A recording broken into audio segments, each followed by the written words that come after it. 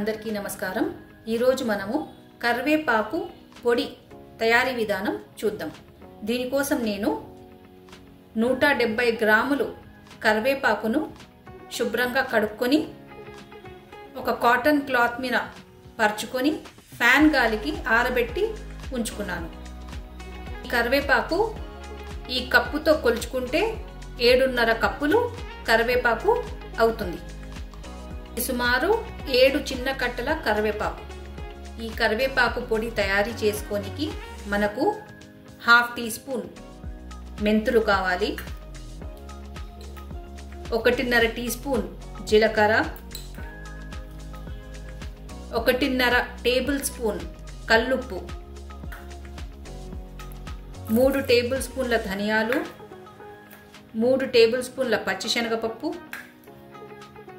3 table స్పూన్ల మినప్పప్పు, అలాగే 40 ఎండుమిరపకాయలు, నిమ్మకాయ సైజ్ అంతా చింతపండు కావాలి। నేను చింతపండు ఇత్తనాలు పీచు అంతా తీసేసి శుభ్రపరచుకొని ఉంచుకున్నాను।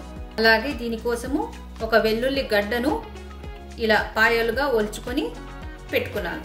ముందుగా మనము స్టవ్ ఆన్ చేసుకొని ఒక ప్యాన్ పెట్టుకొని ప్యాన్ వేడయ్యాక ఇందులోకి మెంతులు వేసుకోవాలి। మెంతులు కాస్త రంగు మారాక ఇందులోకి మినప్పప్పు, పచ్చిశనగపప్పు, ధనియాలు వేసుకొని కాస్త రంగు మారేంత వరకు వేపుకోవాలి। కొద్దిగా వేగాక ఇందులోకే జీలకర్రను వేసుకుంటున్నాను।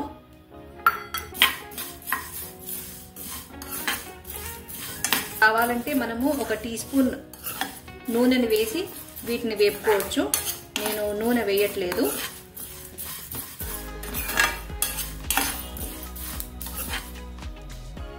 దినుసులు వేగాయి, పైగా మంచి సువాసన వస్తుంది। ఇప్పుడు మనం స్టవ్ ఆఫ్ చేసి ఒక ప్లేట్లోకి తీసుకోవాలి।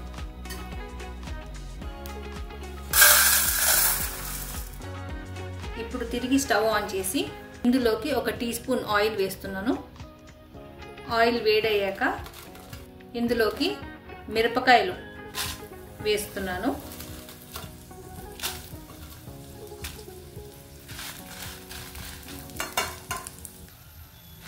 మిరపకాయలు వేగాక స్టవ్ ఆఫ్ చేసి వీటిని కూడా ప్లేట్లోకి తీసుకొని చల్లారనివ్వాలి। ఇప్పుడు తిరిగి స్టవ్ ఆన్ చేసుకొని ఇందులో ఆల్రెడీ కొద్దిగా నూనె ఉంది, మనము కరివేపాకును వేసుకొని వేపుకోవాలి।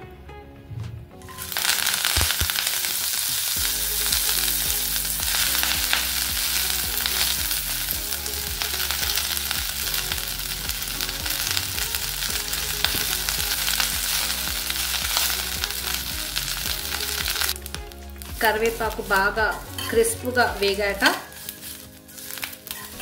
దీన్ని ఒక ప్లేట్లోకి తీసుకోవాలి।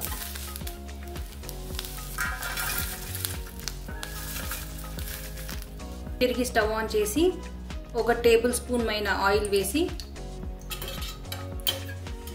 మిగిలిన కరివేపాకు కూడా అదే విధంగా వేపుకోవాలి।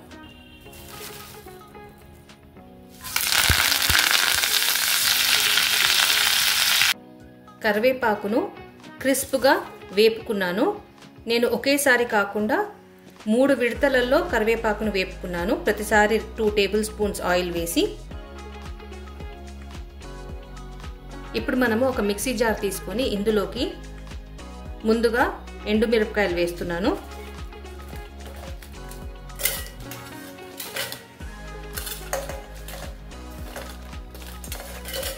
అలాగే ఇందులోకి కల్లుప్పును కూడా వేసుకుంటున్నాను।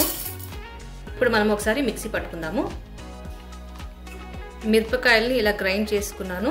ఇప్పుడు ఇందులోకి మనము దినుసులను వేసుకుందాము।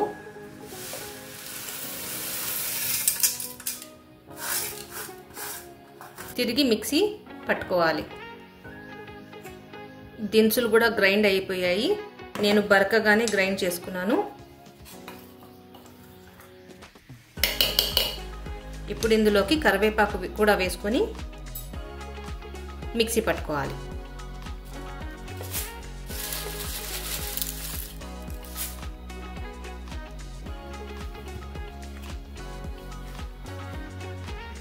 ఇప్పుడు మిగిలిన కరివేపాకు కూడా వేసుకొని తిరిగి గ్రైండ్ చేసుకోవాలి.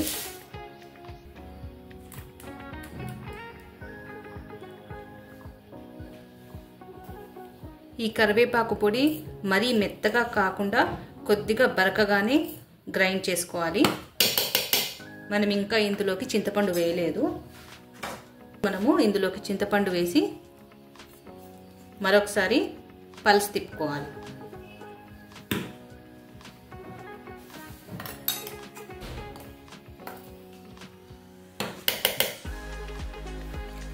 ఆఖరిన ఇందులోకి వెల్లుల్లి వేసి ఒక్కసారి పల్స్ తిప్పుకోవాలి.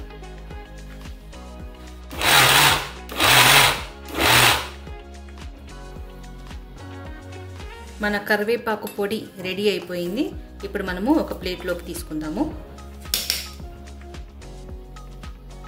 కరివేపాకు కారం పొడి రెడీ అయిపోయిందండి. వేడి వేడి అన్నంలో కొద్దిగా పొడి వేసుకొని నెయ్యి వేసుకొని తింటే చాలా రుచిగా ఉంటుంది. మీరు ఇంట్లో తప్పక ట్రై చేసి చూడండి. ఈ పొడిని ఒక ఎయిర్ టైట్ కంటైనర్లో కానీ లేకపోతే ఒక జార్లో కానీ స్టోర్ చేసి ఉంచుకోవచ్చు. ఎప్పుడు కావాలంటే అప్పుడు తినొచ్చు. వీడియో నచ్చినట్లయితే please like, share and subscribe. Thank you.